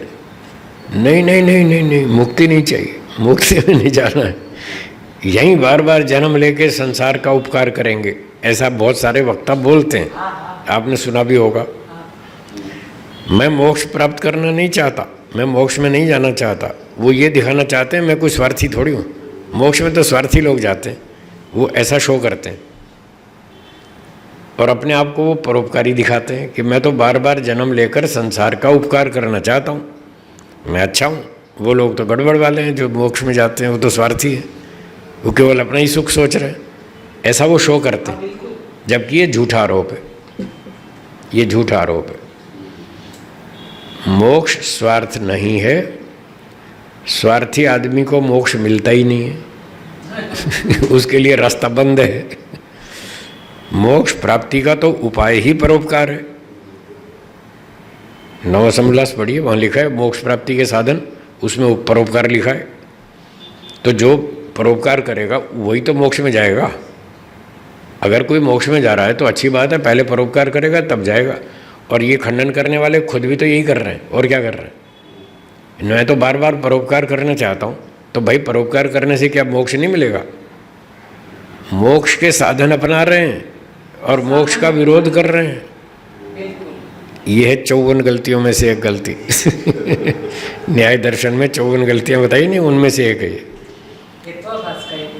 इसको अब सिद्धांत निग्रह स्थान कहेंगे। ये निग्रह स्थान है, अपनी बात का स्वयं खंडन करना। अब सिद्धांत, अपने सिद्धांत का स्वयं खंडन करना, ये अब सिद्धांत निग्रह स्थान है। अंग्रेजी में इसको कंट्रडिक्शन कहते हैं। खुद वही काम कर रहे हैं और फिर उसका विरोध कर रहे हैं। भाई आप क्यों परोपकार करना चाहते हैं? आप कहते हैं मैं बार बार जन्म लेकर संसार का उपकार करना चाहता हूँ। क्यों करना चाहते हैं? क्या उद्देश्य है? क्या परोपकार करने से दुख मिलता है या सुख मिलता है? सुख मिलता है ना। तो मोक्ष में क्या कांटे चुभते हैं? वहाँ भी तो सुख ही मिलता है तो मोक्ष के लिए तो परोपकार कर रहे हैं। फिर क्यों कहते हो मैं परोपकार करना चाहता हूँ, मोक्ष में नहीं जाना चाहता? जब आम का बीज बोएंगे तो आम की फसल ही तो मिलेगी, करेला थोड़ी मिलेगा। तो एक व्यक्ति आम का बीज तो बो रहा है, कहता नहीं नहीं मुझे आम की फसल नहीं चाहिए। भाई जब आम की नहीं चाहिए तो फिर आम का बीज क्यों बो रहे हो? ये तो आम का बीज बो रहे हैं आप, तो आम ही मिलेगा। पर लोग समझते नहीं, इसलिए उल्टा से उल्टा बोलते जाते हैं। तो अब परिभाषा फिर से सुनिए। मुक्ति किसे कहते हैं? अर्थात जिससे सब बुरे कामों, और एक तो सब बुरे कामों से छूटना। संसार में जो व्यक्ति जन्म लेता है वो अच्छे बुरे काम करता रहता है। कुछ जानबूझकर करता है, अविद्या के कारण, राग द्वेष के कारण, अभिमान के कारण। कुछ अनजाने में हो जाते हैं, पता ही नहीं चलता, मालूम ही नहीं था गलती हो गई। कहीं कहीं मजबूरी में हो जाती है, आप रोक ही नहीं सकते। जैसे आप झाड़ू लगाएंगे, पोछा लगाएंगे तो कुछ तो चींटियाँ मरेंगी ना, तो मजबूरी है हमारी। क्या झाड़ू नहीं लगाएंगे? क्या पोछा नहीं लगाएंगे? क्या घर की सफाई नहीं करेंगे? वो तो करनी पड़ती है। पानी का नल भी चलाएंगे, पानी भी भरेंगे, उखल कुसल मूसल भी कूटेंगे, चक्की भी चलाएंगे और यात्रा भी करेंगे, पैदल भी चलेंगे, पाँव के नीचे भी चींटियाँ दब के मरेंगी। वो हमारी मजबूरी है। तो कहीं मजबूरी में हिंसा होती रहती है, कहीं जानबूझकर व्यक्ति हिंसा करते हैं, कहीं मूर्खता से करते हैं। तो संसार में जब व्यक्ति जन्म ले लेता है तब कुछ अच्छे काम भी करता है, कुछ बुरे भी कर लेता है, अच्छे बुरे चलते रहते हैं। पर मुक्ति क्या है? वहाँ पर बुरा काम एक भी नहीं है। जो यहाँ मजबूरियाँ थी वो सारी खत्म। यहाँ शरीर था, अब मुक्ति में शरीर नहीं है। यहाँ शरीर को जीवित रखने के लिए हमको झाड़ू पोछा सफाई करनी पड़ती थी, भोजन भी खाना पड़ता था, चक्की भी चलानी पड़ती थी। ये सब शरीर की वजह से था। अब मोक्ष में जब शरीर ही नहीं रहा तो वहाँ ना चक्की चलानी है, ना झाड़ू लगानी है, ना कपड़े धोने हैं, ना कोई मकान है, ना कुछ। तो वहाँ ये सारी समस्या खत्म हो गई। इसलिए मुक्ति में कोई जीवात्मा कुछ भी बुरा काम नहीं करता। अच्छा, उसकी अविद्या यहाँ पर पूरी खत्म हो चुकी है। यहाँ पर बुरे काम क्यों होते हैं? अविद्या के कारण। मोक्ष में अविद्या रही नहीं, इसलिए बुरे काम खत्म हो गए। शरीर की वजह से जो मजबूरी में करने पड़ रहे थे वो भी नहीं होंगे, क्योंकि शरीर नहीं रहा। इसलिए लिखा मोक्ष में कोई बुरा काम नहीं होता, आदमी एक भी पाप नहीं करता। ये है मोक्ष। तो अब बताइए, क्या आप पाप करना चाहते हैं या उससे बचना चाहते हैं? तो बचना चाहते हैं तो 100% तो वहीं बच पाएंगे मोक्ष में। यहाँ तो 100% नहीं बच सकते, अनजाने में मजबूरी में कहीं ना कहीं कुछ तो होता ही रहता है। तो ये है मुक्ति, जिसमें सब बुरे कामों से व्यक्ति छूट जाता है आत्मा, और जन्म मरण आदि दुख सागर से छूट जाता है। ये दुख सागर है संसार का, इसको सागर बोलते हैं, कहीं नदी बोलते हैं, कहीं सागर बोलते हैं, कहीं कुछ तरह तरह के उदाहरण हैं। तो इसको दुख सागर भी कहते हैं, क्योंकि यहाँ तरह तरह के दुख भोगने पड़ते हैं। अगर जन्म ले लिया तो फिर दुख से बच नहीं सकते, कोई तो दुख आएगा। सबसे बड़ा दुख है स्कूल जाना सबसे बड़ी टेंशन है स्कूल जाना स्कूल तो जाना ही पड़ता है।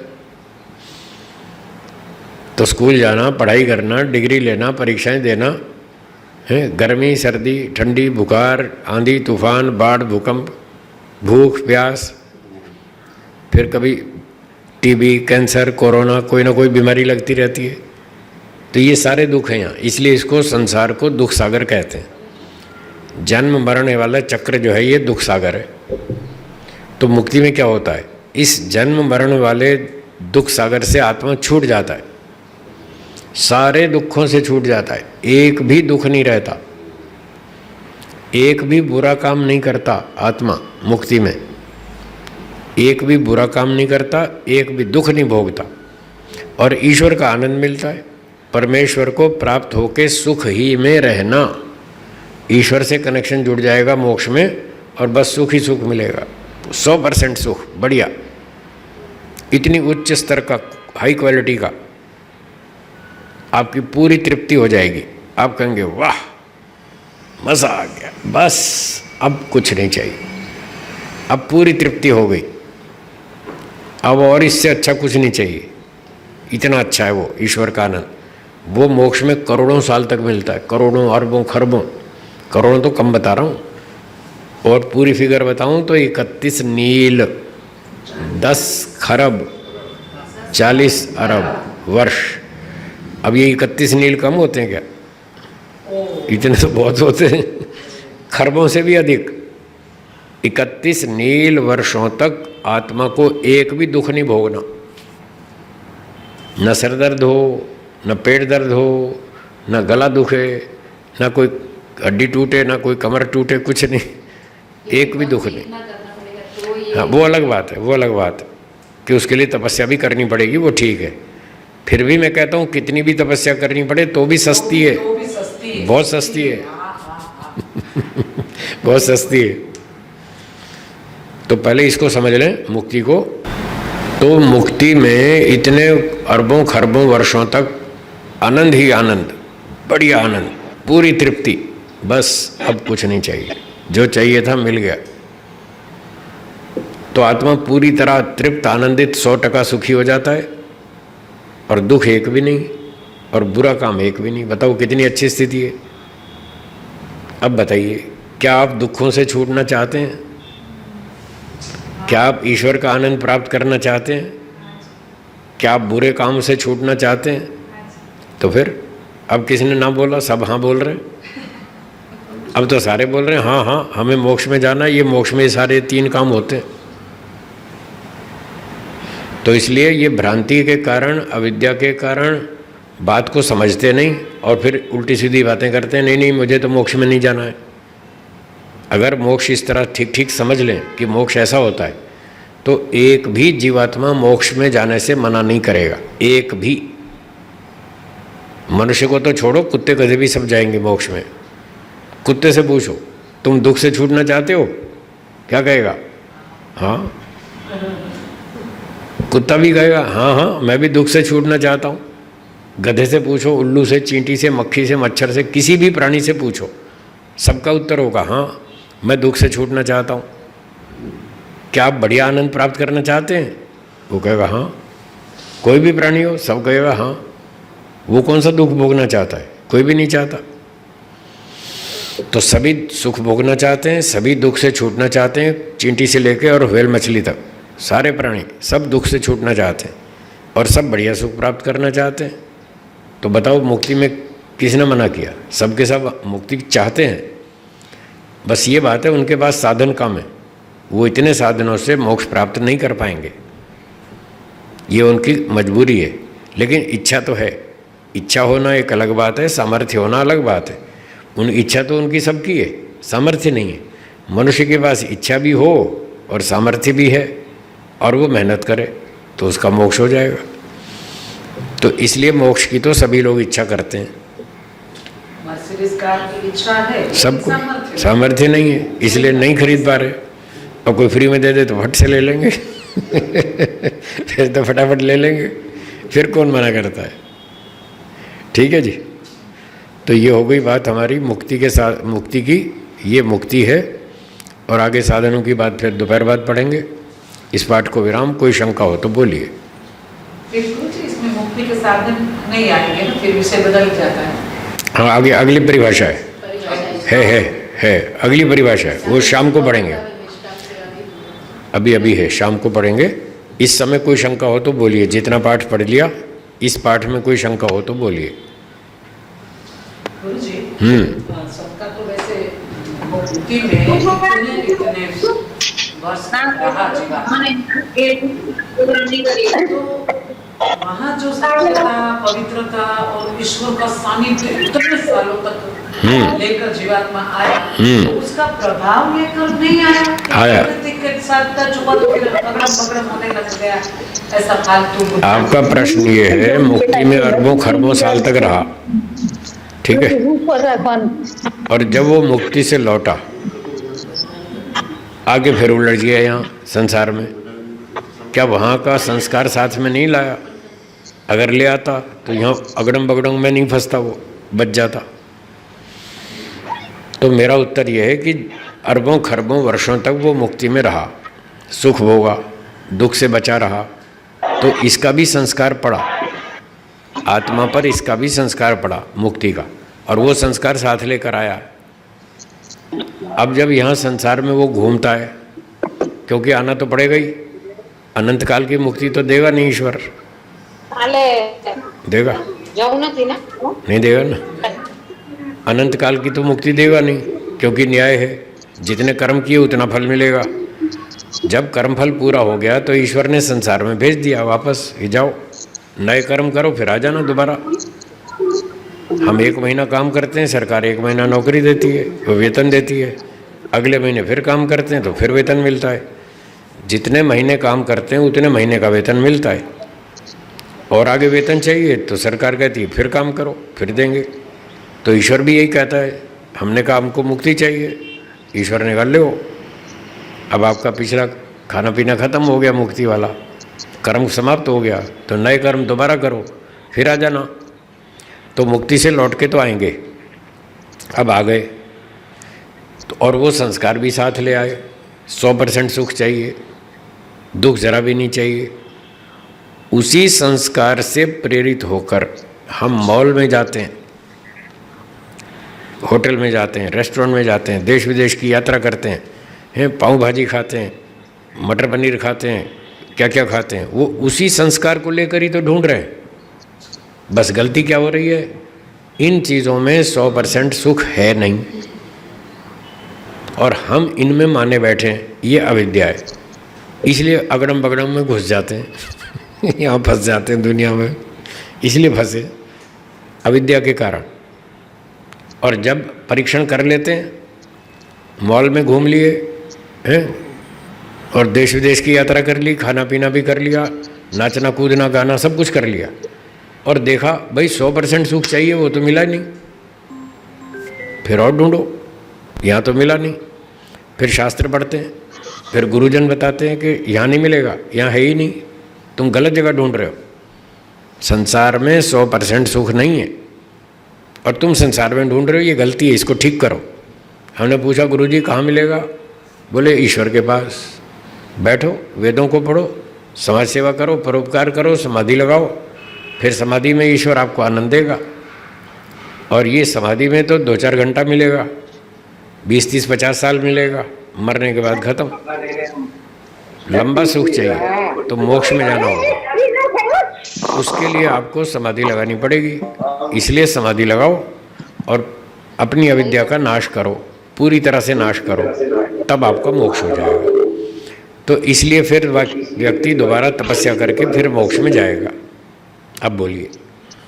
लेकिन गुरुजी मुक्ति मिली उससे पहले अविद्या में ही भरा पड़ा था, कितनी मेहनत करके 5 क्लेशों को लगाया और तब जाके मोक्ष में गया था। तो वापस क्लेश तो पहले मिटा के मेहनत तो कर ली थी ना। तो कर ली थी तो इतना लंबा आनंद भी तो ले लिया। आनंद ले लिया, लेकिन संस्कार नहीं बने। एक कर्म का फल एक बार मिलता है या 5 बार?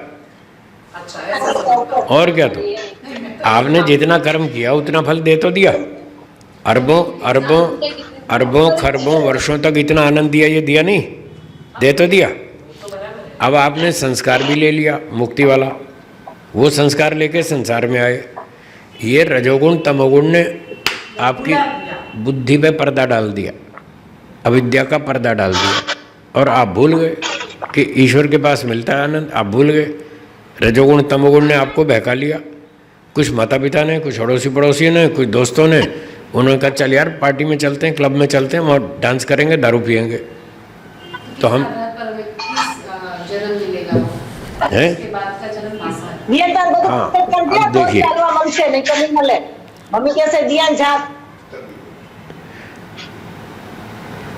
जब दोस्तों ने हमको बहकाया कि चलो चलो पार्टी में चलते हैं, क्लब में चलते हैं, वहाँ डांस करेंगे, दारू पियेंगे, मजा आएगा, तो हमने दारू पी के देख ली, डांस भी कर लिया, फिर हाथ में कुछ आया नहीं, रात को नशा हो गया, सुबह तक उतर गया। फिर हमने कहा भाई वो चीज़ तो नहीं मिली जो हम चाहते थे। तो ऐसे एक एक चीज़ का परीक्षण करते जाएंगे। धन में इच्छा हुई, धन कमा के देखें, धन भी कमा लिया। करोड़ोंपति बेचारे टेंशन में, अरबपति लोग, खरबपति सब टेंशन में, तो उनका भी हालत देख ली। अथवा किसी को इतने में समझ में नहीं आया, उसने कहा मैं खुद अरबपति बनूंगा। चल भाई तुम खुद कर लो, देख लो परीक्षण अरबपति बनने का। उसने खुद धंधा किया और पैसे कमाए, अरबपति बन गया। अब समझ में आया कि यहाँ तो खतरनाक टेंशन है, मुझसे तो ये बेचारा गरीब जो सड़क पे सोता है वो मस्त नींद में सो रहा है, मुझे तो नींद ही नहीं आती, और वो पत्थरों पे बढ़िया नींद सो रहा है, तो मुझसे तो यही ज़्यादा ठीक है। तो ऐसे परीक्षण कर करके जब व्यक्ति को ये समझ में आएगी तब उसकी अविद्या दूर हो जाएगी। कौन सी अविद्या? कि संसार में सुख है। सुख नहीं है, एक सुख मिलता है, 4 दुख मिलते हैं।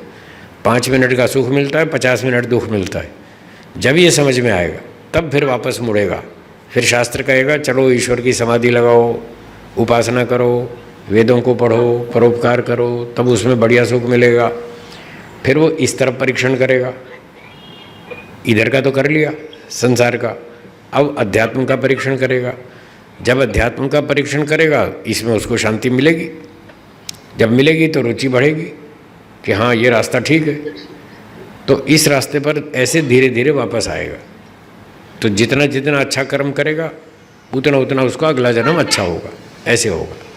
ये बात सही है आपकी, लेकिन मेरा प्रश्न ये है कि इतनी मेहनत करके सारी अविद्या को पराभूल करके विद्या से युक्त होकर, क्लेशों से मुक्त होकर वो एकदम वहाँ गया, एंट्री मिली, वहाँ एंजॉय करके आया, फिर वो भूल जाता है। हाँ भूल जाता है, बिल्कुल भूल जाता है, फंस जाता है, सब खत्म। यस ईश्वर का नियम है, 0 से चलना है। कोई भी यात्रा 0 किलोमीटर से शुरू होती है। कानून है। आपने एक जन्म में जो कुछ किया, खाया पिया जो भी किया कर लिया, मरने के बाद दूसरे जन्म में जाएंगे सब प्लेन साफ, फिर नए सिरे से चलो, ABCD का नए सिरे से 0 से पढ़ना है। तो ये सिस्टम है ना। जैसे यहाँ एक जन्म की बात दूसरे जन्म में भूल जाते हैं, ऐसे ही मुक्ति की बात संसार में आते ही सारी भूल जाते हैं।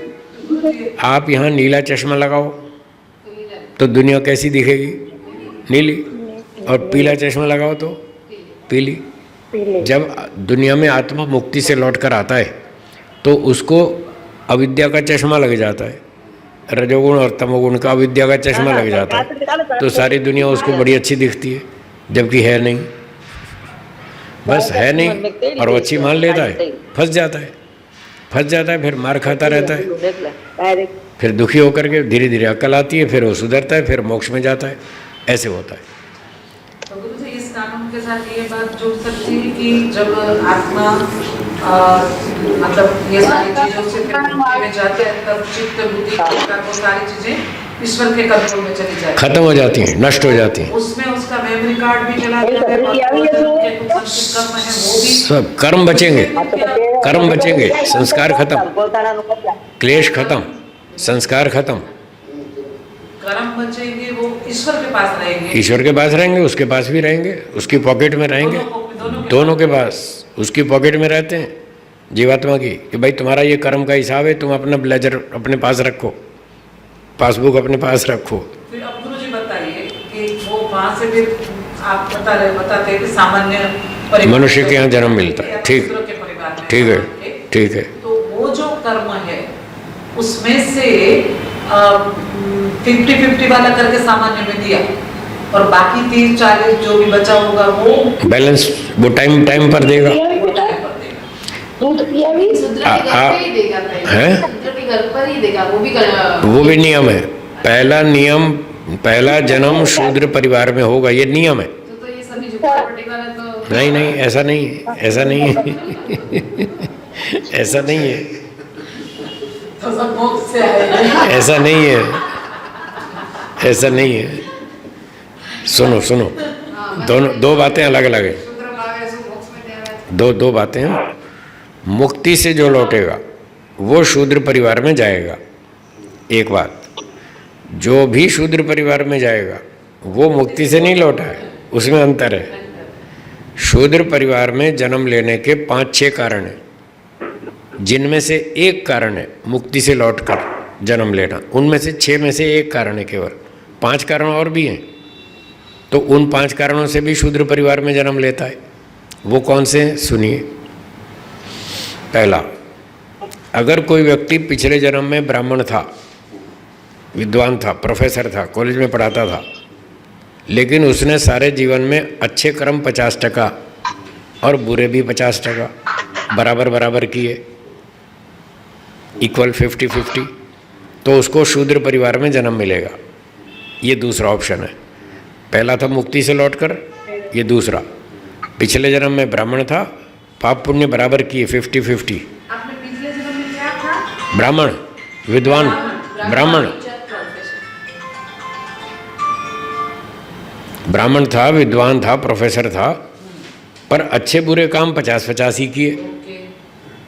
तो अब इससे नेक्स्ट जो अगला जन्म आएगा वो ब्राह्मण परिवार से आया हुआ व्यक्ति अब शूद्र परिवार में जाएगा।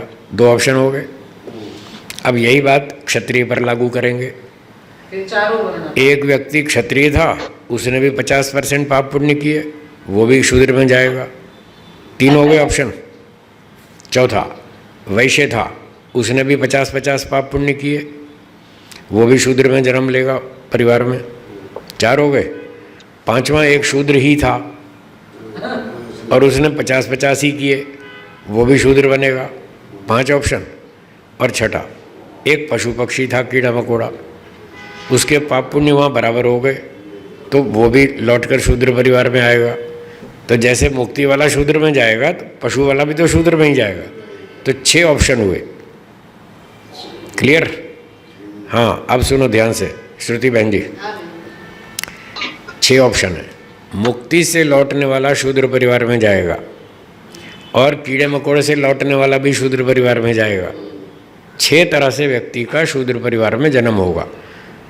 इसका अर्थ ये नहीं कि जितने भी शूद्र में आ रहे हैं वो सारे मुक्ति से आ रहे हैं, सारे नहीं आ रहे। सिर्फ 6 में से 1 लोग आ रहे हैं मुक्ति में, 5 दूसरे, वो आप नहीं पहचान सकते कि ये मुक्ति से आया कि शूद्र से आया या पशु से आया या ब्राह्मण से आया, कहाँ से आया, वो आप नहीं पहचान सकते। वो भगवान का सिस्टम है, वही जाने। और बोलिए, हो गया क्लियर? छठा था पशु पक्षी से लौटने पर, जब वहाँ पाप पुण्य तुल्य हो जाएंगे तो वहाँ से लौटकर फिर शूद्र परिवार में जाएगा। तो 6 हैं। हाँ, चींटी कीड़े मकोड़े में से शूद्र, 5वां शूद्र, शूद्र था ना, उसने फिर 50-50 ही किए, वो भी शूद्र बनेगा।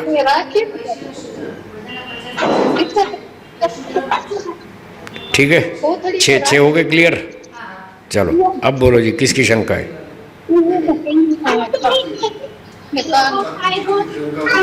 आपको किसी को शंका पूछनी हो तो बोलिए, जो ऑनलाइन बैठे हैं आपको किसी को शंका पूछनी हो तो बोलिए। अब आपके लिए थोड़ा समय देंगे, 10-15 मिनट आपके लिए देंगे, बोलिए। नमस्ते स्वामी जी। हाँ जी, थोड़ी आवाज़ बढ़ाना, आवाज़। हाँ जी बोलिए। स्वामी निर्गुण और सगुण उपासना दो समझाया ना? बोलिए पहली। जी मेरी आवाज आ रही है स्वामी जी? बोलिए बोलिए। मैं कह रही हूँ आपने अभी उपासना में दो बताया ना, निर्गुण उपासना और सगुण उपासना। हाँ जी। तो ज्यादा करके हम सगुण उपासना ही करते हैं कि ईश्वर न्यायकारी है, हमें भी न्यायकारी बनाइए जी। तो कौन सी उपासना हमें करनी चाहिए? ये जो सगुण उपासना तो हम रोज ही करते हैं। आनंद, हाँ तो निर्गुण आनंद स्वरूप है, न्यायकारी है, निराकार है। सगुण और निर्गुण दोनों करनी है, हर रोज दोनों करनी है एक साथ। एक साथ दोनों करनी है, मतलब हम ये समझ सकते हैं कि ईश्वर न्यायकारी है, ये तो सगुण हो गया। ठीक है। लेकिन ईश्वर में कोई भी प्रकार के दोष नहीं है। हाँ, ये निर्गुण है। तो इस प्रकार से हाँ इस तरह से करनी है। मैं एक बार दोनों ही करनी है। मैं थोड़ा सा बोल के बताता हूँ, एग्जाम्पल बोल के बताता हूँ। हे ईश्वर, आप सच्चिदानंद स्वरूप हैं, आप हमें आनंद दीजिए, आप सर्वज्ञ हैं, हमको ज्ञान विज्ञान दीजिए, आप सबके रक्षक हैं, हमारी भी रक्षा कीजिए। ये हो गई सगुण। और अब इसके साथ खाली चढ़ी गया तो खबर पड़ी होती કેટલા લેરા ને કેટલા દેરા। અરે સ્વામીજી નો અવાજ નથી આવતો, કૃપયા માઇક બંધ કરો ને બધા। કેટલો અવાજ આવે છે, માઇક બંધ કરો પ્લીઝ। ઘણા બધા માઇક ચાલુ છે, ઘણા બધા। हाँ, तो जैसे हमने ये सगुण उपासना की, हे ईश्वर आप आनंद स्वरूप हैं, हमें भी आनंद दीजिए, आप न्यायकारी हैं, हमें भी न्यायकारी बनाइए, आप सर्वरक्षक हैं, हमारी भी रक्षा कीजिए। ये सगुण हो गया। अब इसी के साथ आगे बोल देंगे, आप निराकार हैं, कोई आपकी फोटो आकृति मूर्ति नहीं है, आप में कोई अविद्या नहीं है, अविद्या आदि दोषों से आप सर्वथा दूर हैं। हम जीवात्मा लोग कभी कभी अविद्या से ग्रस्त हो जाते हैं, आप कभी भी अविद्याग्रस्त नहीं होते। हे ईश्वर, आप कभी जन्म नहीं लेते, हम लोग अपने कर्मानुसार जन्म लेते हैं, आप जन्म नहीं लेते। हम कभी कभी दुखी हो जाते हैं, आप कभी भी दुखी नहीं होते। तो इस तरह से निर्गुण उपासना करनी होगी।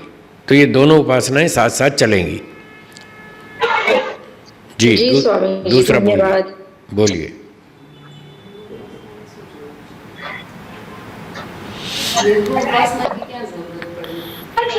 इसलिए ये आपने अभी मोक्ष वाला भी बताया ना स्वामी जी। हाँ जी। कि जो मोक्ष से जो आता है वो भी शूद्र में जाता है। तो मेरे दिमाग में वही प्रश्न चल रहा था कि जितने भी शूद्र परिवार में हैं वो सभी मोक्ष से ही आए हैं। लेकिन ये नहीं सोचा कि जी तो आपने इसका भी मतलब समाधान हो गया ना?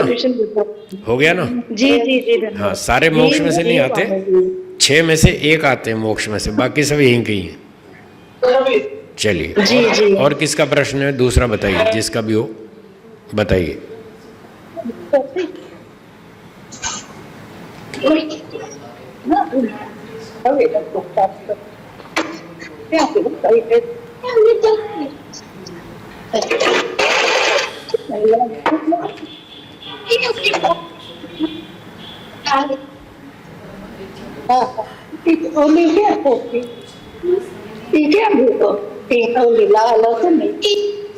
हाँ जी, और किसी का है प्रश्न?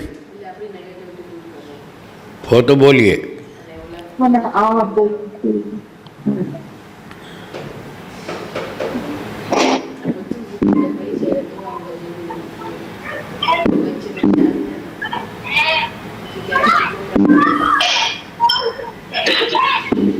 नहीं है?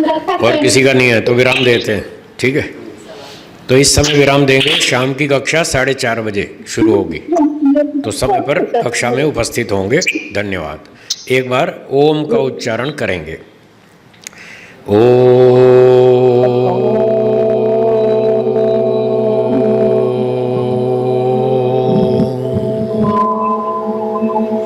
बोलिए। सर्वेभ्यो नमः। सर्वेभ्यो नमः। सबको सादर नमस्ते जी। सादर नमस्ते जी। सभी को नमस्ते स्वामी जी। आपको स्वामी जी नमस्ते। नमस्ते धन्यवाद। स्वामी नमस्ते। चलिए शाम को मिलते हैं। स्वामी जी नमस्ते। नमस्ते।